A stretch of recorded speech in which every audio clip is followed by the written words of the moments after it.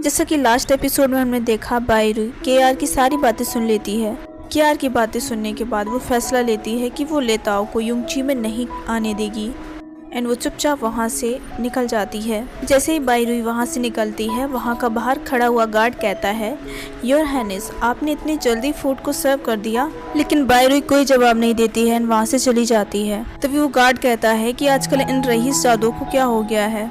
यहाँ पर चुनार बायरू से कहती है कि आपने सही कहा था योर हाइनेस, महाराज सच में बीजी में ही है। बायरू को काफी गुस्सा आता है एंड कहती है कि मैंने महाराज को बहुत दिल से चाहा था, लेकिन उन्होंने मुझे धोखा दे दिया और उस लेताओ के पीछे भाग गए। अब वो उस लेताओ को हमारे बीच में लाना चाहती हैं। वो कितने हर्टलेस हैं। अगर यही बात है तो फिर मैं तुमसे कोई दुश्मनी नहीं लूंगी। एंड वो चुनार को अपने पास बुलाती है एंड कहती है, चुनार, हम दोनों मास्टर एंड सर्वेंट हैं, है ना? आज तक तुमने जो भी मेरे लिए किया है उसके लिए मैं दिल से तुम्हारा सम्मान करती हूँ और ये बात मैं हमेशा याद रखूंगी। चाहे भले ही फ्यूचर में कुछ भी हो जाए, मैं तुम्हें कभी भी गलत तरीके से ट्रीट नहीं करूंगी। चुनार कहती है, आप चिंता मत करिए महारानी, इस समस्या का हल हम ढूंढ ही लेंगे और मैं हमेशा आपके साथ ऐसे ही बनी रहूंगी। दूसरे सीन में हमें इंपीरियल स्टडी हॉल दिखाई जाती है। यहाँ केआर अपने सबॉर्डिनेट से पूछता है कि बीजी से कोई खबर मिली कि प्रिंसेस यहाँ पर क्यों आई है। ये सुनकर सबॉर्डिनेट फ्लैशबैक में चले जाते हैं, जहाँ पर यूनिंग उनके सामने एक कबूतर को लेकर आई थी एंड वो सबॉर्डिनेट से कहती है कि तुम मेरे बारे में इन्वेस्टिगेट कर रहे हो। यहाँ में पता चलता है ये कबूतर वही था जो बीजी में भेजा गया था यूनिंग की तहकीकात करने के लिए। यूनिंग एक सीटी बजाती है एंड वो कबूतर वहाँ से उड़ जाता है एंड फिर वो बताती है कि मैंने यहाँ पर आने से पहले ये ट्रेन किया था कि कबूतरों से कैसे बात की जाती है और उनकी लैंग्वेज भी मैं समझ सकती हूँ। सबॉर्डिनेट कहता है, हाँ मैंने ऐसा किया है, क्योंकि कोई भी चाहेगा तुम यहाँ पर बिना बताए आई हो, वो भी बीजी से, जो कि हमारा और कोई भी अपने दुश्मन के बारे में जानना चाहेगा कि वो वहाँ पर क्यों आया है। ये सुनकर यूनिंग सडनली सबॉर्डिनेट के पैरों में गिर जाती है एंड रोने लगती है।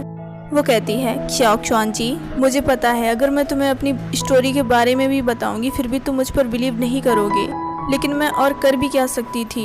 एक शादी का बहाना लेके मैं यहाँ पर आई और उसके अलावा मेरे पास कोई भी रास्ता नहीं था। क्या और कोई रास्ता था जिससे मैं प्रिंस के पास आ सकूं? वो मेरे बारे में क्या सोचेगा? यही सोचेगा ना कि मैं एक स्टूपिड लड़की हूँ। मैं उससे प्यार करती हूँ और उसी के लिए मैं युंगची में आई हूँ। सबॉर्डिनेट शॉक्ड हो गया था एंड वो कहता है, क्या आप सच में प्रिंस के लिए यहाँ पर आई हैं? तो अभी तक आपने जो भी यहाँ पर झूठ बोला है वो केवल राजकुमार के लिए बोला है। यूनिंग कहती है, मैं भगवान की कसम खाकर बोलती हूँ, मेरा भगवान जानता है कि मैं सच में यहाँ पर प्रिंस के लिए आई हूँ। xiao xuan जी, तुम्हें मेरी हेल्प करनी होगी और प्रिंस को ये पता नहीं चलना चाहिए। फ्लैशबैक खत्म होता है एंड सबॉर्डिनेट कहता है, अभी तक नहीं। केआर से झूठ बोलकर सबॉर्डिनेट को अच्छा नहीं लगा, लेकिन उसने सोच लिया था कि वो जो भी कर रहा है राजकुमार के भले के लिए ही कर रहा है।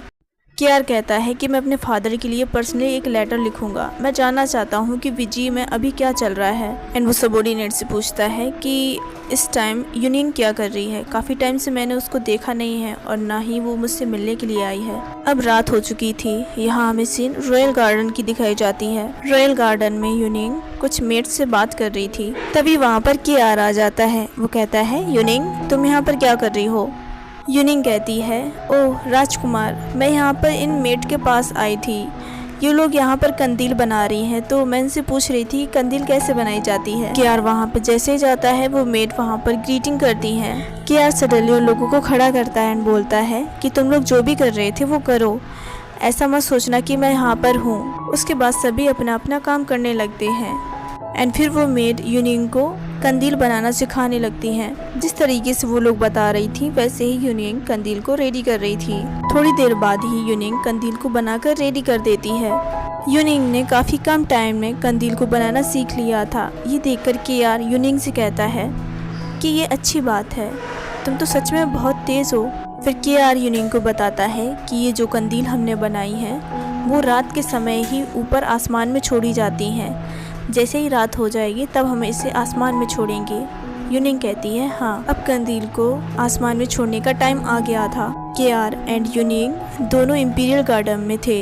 केआर यूनिंग को बता रहा था कि इन कंदील का आविष्कार जुगे लियांग ने किया था, जो सूसे थे और 3 किंगडम के सम्राट भी। पहले इन कंदील का उपयोग मिलिट्री वालों को मैसेज भेजने के लिए किया जाता था और फिर धीरे धीरे इसका उपयोग लोगों के अच्छे भविष्य के लिए प्रार्थना करने के लिए किया जाने लगा। और तब से लोगों को विश्वास होने लगा कि जो भी वो प्रार्थना लिखकर इसको आसमान में छोड़ देंगे तो उनकी विशेष जरूर पूरी होगी। यूनिंग कहती है, तो क्या मैं भी इसमें अपनी विश लिख सकती हूँ? केआर कहता है, कोई रिस्ट्रिक्शन नहीं है, तुम जो चाहो यहाँ पर कर सकती हो। यूनिंग कहती है, ठीक है, मैं अपनी विश लिखती हूँ, लेकिन तुम देखोगी नहीं। केआर कहता है, हाँ ठीक है। जैसे ही यूनिंग लिखने जाती है, सडनली वो रुक जाती है। तभी केआर उससे पूछता है, क्या इसमें कोई खराबी आ गई है? यूनिंग कहती है कि ये बात मैं तुमसे छुपाना नहीं चाहती हूँ, इसलिए मैं बता रही हूँ। वो कहती है कि मुझे नहीं पता कि हायून लैंग्वेज में कैसे लिखा जाता है। हानयू एक लैंग्वेज है जो ताइवान में बोली जाती है। यूनिंग कहती है कि अगर यहाँ पर कोई टीचर भी होगा तो भी मुझे सीखने में काफ़ी टाइम लग जाएगा। एंड वो केआर से कहती है कि ये विश मेरे लिए बहुत इम्पोर्टेंट है। क्या युंगची के भगवान नहीं समझ सकते हैं कि मैं एक ईमानदार लड़की हूँ और मेरी विश पूरी करने में वो मेरी हेल्प करें? केआर कहता है, तुम चिंता मत करो, मैं तुम्हें लैंग्वेज सिखाऊंगा। यूनिंग कहती है, अच्छा ऐसी बात है, तो फिर ठीक है। केआर उसे अपने पास बुलाता है और कहता है कि तुम यहाँ पर आओ। केआर उसके हाथों से ब्रश ले लेता है। यूनिंग ब्लश करने लगी थी। केआर यूनिंग के शोल्डर्स पकड़कर अपनी तरफ करता है एंड कहता है, मुझे अपना हाथ दो। वो यूनिंग का हाथ पकड़कर उसको लिखने का तरीका बताने लगता है। यूनिंग इस टाइम इतना ब्लश कर रही थी कि वो कुछ समझ ही नहीं पा रही थी कि क्या हो रहा है। सो ओके गाइस, मिलते हैं नेक्स्ट वीडियो में। जितनी जल्दी आप मुझे कमेंट करके बता देंगे उतनी जल्दी मैं नेक्स्ट एपिसोड ले आऊँगी। वीडियो पसंद है तो वीडियो को लाइक, चैनल को सब्सक्राइब करना मत भूलना। मिलते हैं नेक्स्ट वीडियो में, तब तक के लिए टेक केयर, बाय बाय।